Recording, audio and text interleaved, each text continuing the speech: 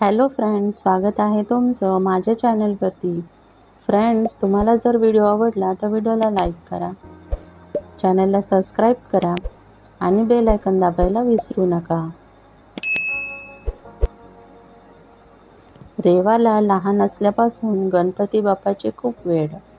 बागेत जाऊन बाप्पाला आवडतात म्हणून जास्वंद, दुर्वा सर्व काही गोळा करायची.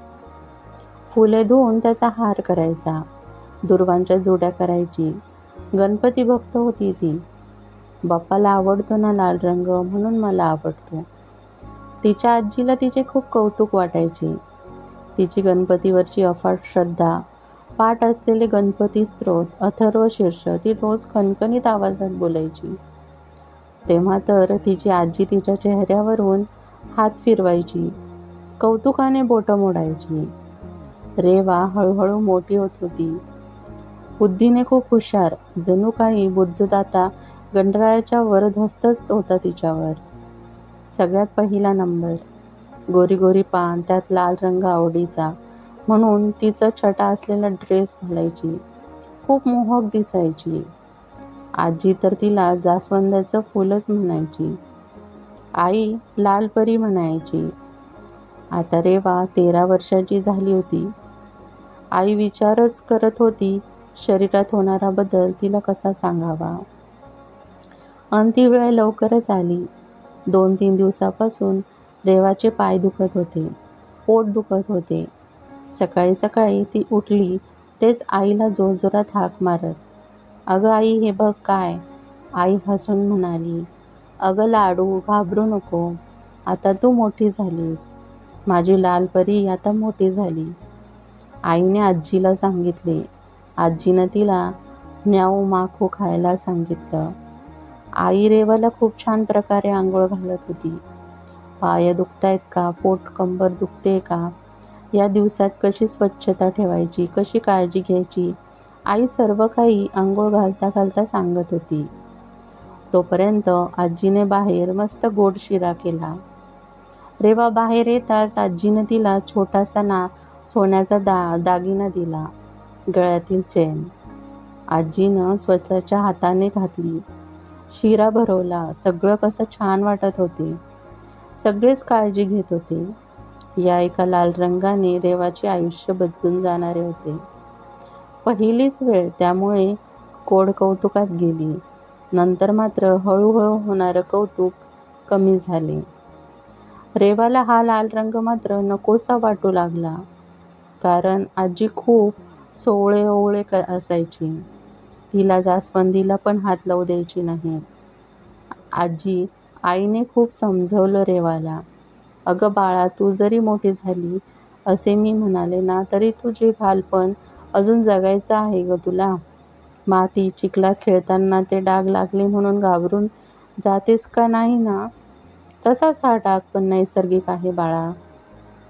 रेवा म्हणाली, "हो ना, मग आजी मला का ओरडते? जास्वंदीचा पण हार करून देत नाही. माझा बाप्पा माझी वाट बघत असेल की." आईला हसायला आले. तिचे हे वाक्य ऐकून काय बोलावे विचार करत असताना आजी आली.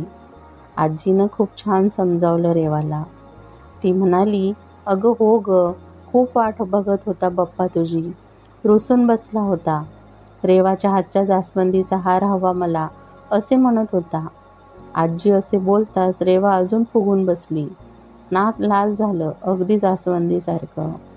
अन म्हणाली, "गप्प बस ग आजी, बाप्पा कधी बोलतो का?" आजी प्रेमाने म्हणाली, "नाही ग बाळा, पण खरंच स्वप्नात आला होता बाप्पा." रेवा म्हणाली, "काय, खरंच?" आजी हसली अन सांगू लागली, "हो, तो म्हणाला रेवाला किती त्रास होतो ते 4 दिवस, त्यामुळे तिला माझे कोणतेच काम सांगायचं नाही. तिला आराम करू द्यायचा." थोडे रेवाचे ऐकून घेताना आजीनं हळूच स्वतःची बाजूसुद्धा बाप्पाचा आधार घेत तिला समजावली. जबाबदारीने वागण्याचा सल्ला दिला. स्त्रीच्या आयुष्यात येणारा हा प्रसंग म्हणजे पण रेवाचे सारे लक्ष आता बाहेर तिच्या मित्रमैत्रिणींमध्ये होते. ते आजीच्या लक्षात आल्यावर आजीने मात्र हसत हसत सांगितलं, "अगं बाप्पाने मला हे पण सांगितलंय की हे 4 दिवस रेवाला घरीच खेळायला ठेवा, कुठे बाहेर जाऊ देऊ नका. कारण धावपळ करताना जर हा लाल रंग बाहेर आला ना, तर तिला खूप त्रास होईल. रेवाला सारं खरंच वाटत होते. आजीने मस्त आयडिया केली. त्यामुळे आई अगदी गालातल्या गालात हसत होती. ते दिवस संपले. रेवाने लवकर उठून जास्वंदीची फुलं काढली, मोठा हार केला आणि गणपती बाप्पाची मनोभावे पूजा केली. लाल रंगाचा ड्रेस आज बऱ्याच दिवसांनी घातला. किती छान दिसतंय माझं जास्वंदीचं फूल, असे म्हणत आजीने बोटं मोडली. लाल परी माझी खुश दिसते म्हणत आईने काळा तीट लावला. मग रेवा सर्वांना जास्वंदीची फुले वाटायला निघून गेली. अहो आई, किती छान समजावून सांगितलं तुम्ही तिला. खरंच मला तर टेन्शनच आले होते. आजी म्हणाली, अगं नैसर्गिक गोष्ट आहे ही. विटाळ वगैरे जुने झाले आता. सगळे समजते ग, पण संस्कार झिटकारून नाही टाकता येत ना. पोर हिरमुसेल म्हणून मलाच वाईट वाटले. एक मन म्हणाले, करू दे तिला हार. पण आमच्यावर झालेत संस्कार ग, मन नाही तयार झाले. तुला सांगू, वाईट विचार पहिले येतात ना या मनात. मन म्हणाले, पोरीचं काही वाईट झालं तर नको. मग अशी अक्कल लढवली. खोटं बोलले ग मी तिच्यासोबत. असू दे हो आई, पोरगी हसली ना मनापासून, मग चालतंय की. लाल परी आपली किती दिवसांनी अशी मनमोकळी हसली बघा. नाहीतर पाळीविषयी भलतंच काही मनात घेऊन बसली असती बघा.